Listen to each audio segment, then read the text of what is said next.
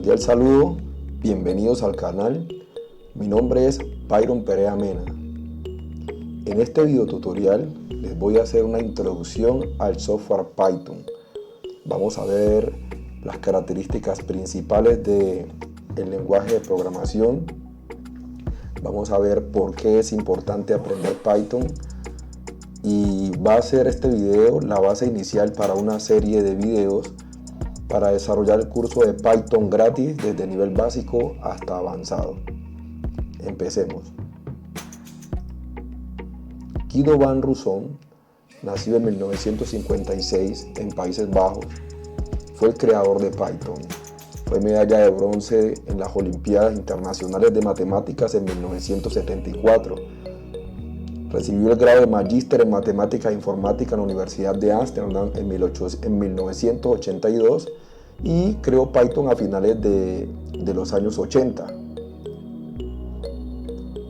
En esta diapositiva vemos algunas características importantes del software. La principal es un software libre y gratuito, lo cual significa que podemos descargar tanto el software para el uso de forma autónoma, y para quienes sean expertos se les pueden obtener el código con el cual fue hecho el software. Es un lenguaje multiplataforma, lo que quiere decir que lo podemos utilizar en diferentes plataformas como Linux, Windows, Apple, Android, entre otras. Es un software multipropósito, tiene aplicaciones o paquetes o librerías para casi todas las áreas del conocimiento.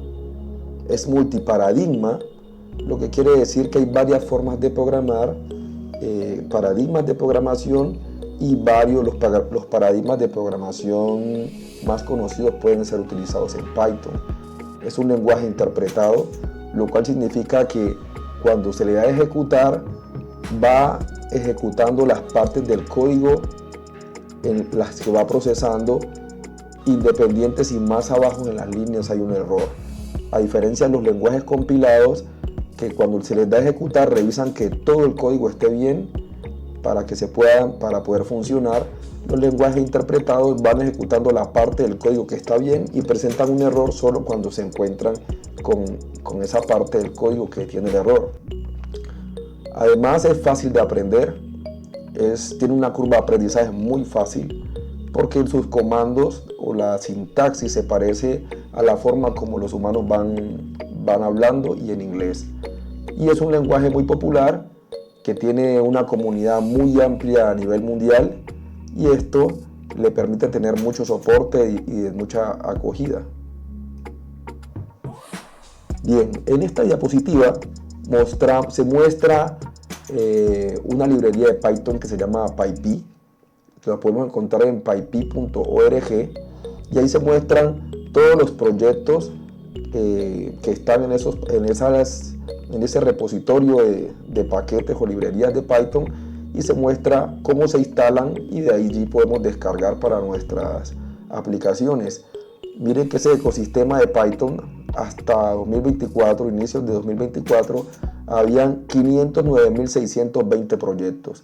Eso nos da una idea del poder que tiene Python en cuanto a librerías en sus características como multipropósito. Para eso voy a resumir algunos paquetes y sus utilidades. Sin embargo, no dejo de destacar que son muchísimos. Para todas las áreas del conocimiento hay algo en Python. Entonces tenemos NumPy, un paquete de matemática numérica; Pandas, un paquete que sirve para graficar todo tipo de datos; Matplotlib, Pandas sirve para análisis numéricos con grandes volúmenes de datos o estadísticas, por ejemplo. Matplotlib sirve para graficar diferentes tipos de datos estadísticos, numéricos. Muy utilizados, estos tres paquetes son muy utilizados en ciencia de datos. Está OpenCV, sirve para edición con Python de videos. Tienen funcionalidades de inteligencia artificial para modificar información en videos. Pillow, este es un paquete para modificación de imágenes. PyAutoWe es una interfaz que también modifica imágenes relacionadas con el sistema operativo o las pantallas. Por acá tenemos a Tkinter. Esta es una librería para interfaces gráficas que viene integrada con Python. PyQt es una librería externa que se instala en Python y se requiere conocimiento de programación orientada a objetos, a diferencia de esta que no. Y aquí hay otra, DiviPyWe, también de fácil implementación.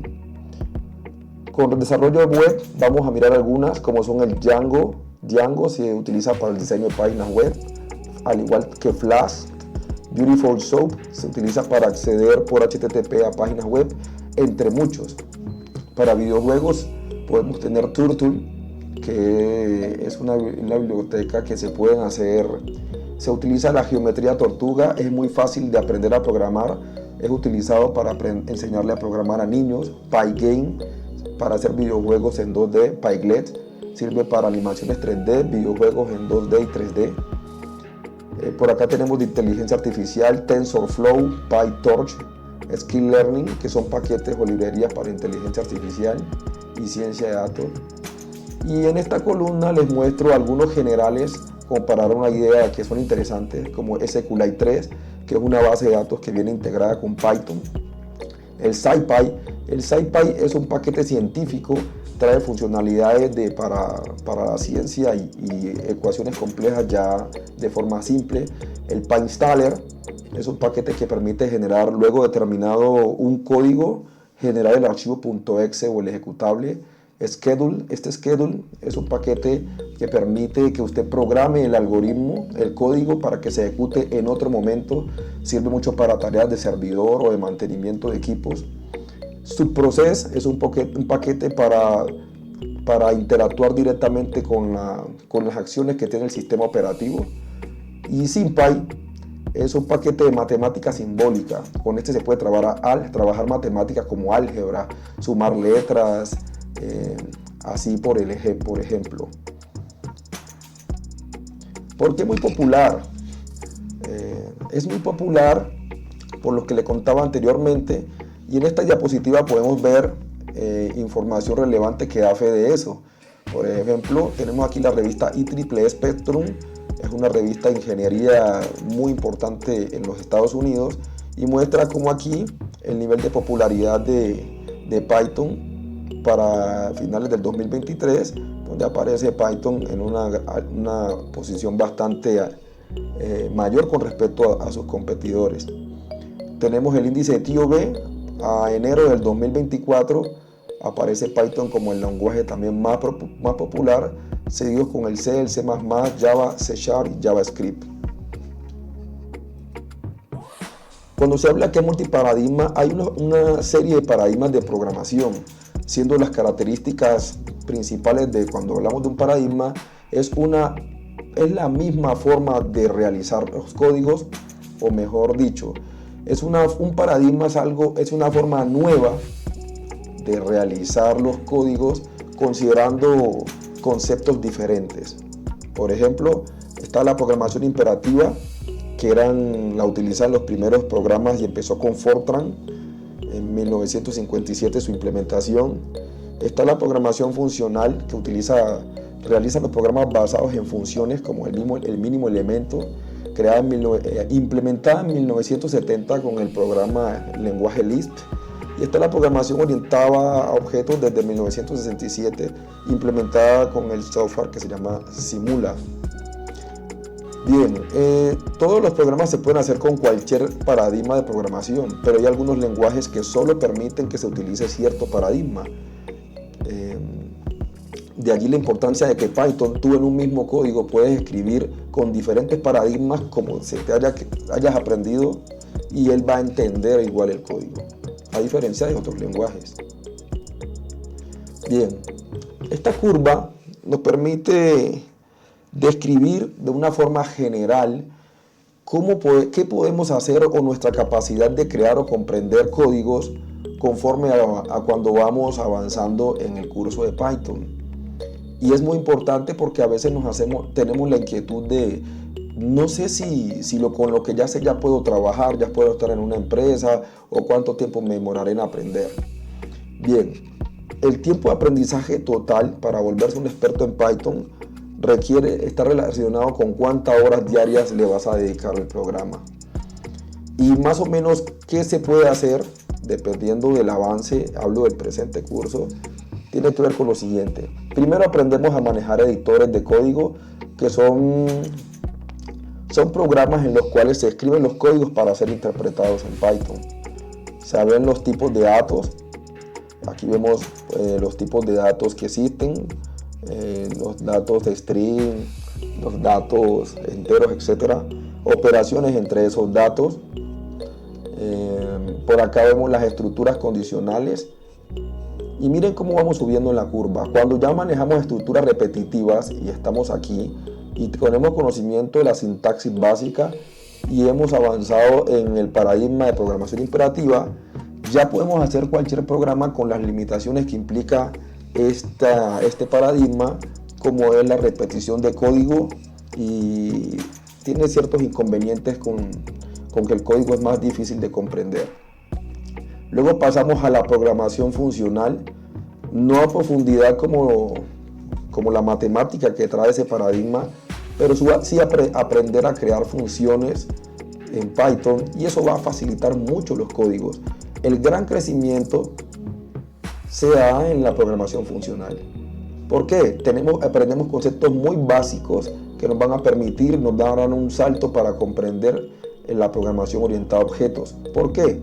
Porque la programación funcional es un nivel de abstracción mayor de la programación imperativa.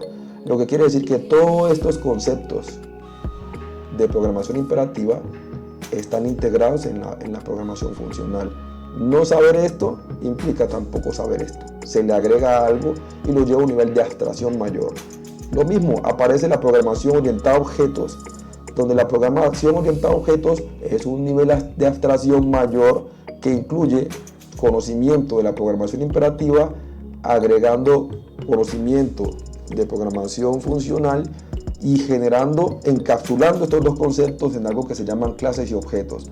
No tener claro este concepto implica no tener claro este concepto, y no dominar estos dos conceptos implica no dominar este tercer concepto, ya que son niveles de abstracción de las formas como se realiza el código. Pues bien, esto es todo por hoy. Muchas gracias por escuchar este video completo. Los invito a que inicien este curso. Los fines de semana estaré enviando aproximadamente 3 videos por fin de semana, y el resto depende de sus comentarios. Y suscríbanse al canal, denle a la campana para que estén pendientes cuando lleguen nuevos videos, y muchas gracias por estar aquí. Les deseo un excelente día.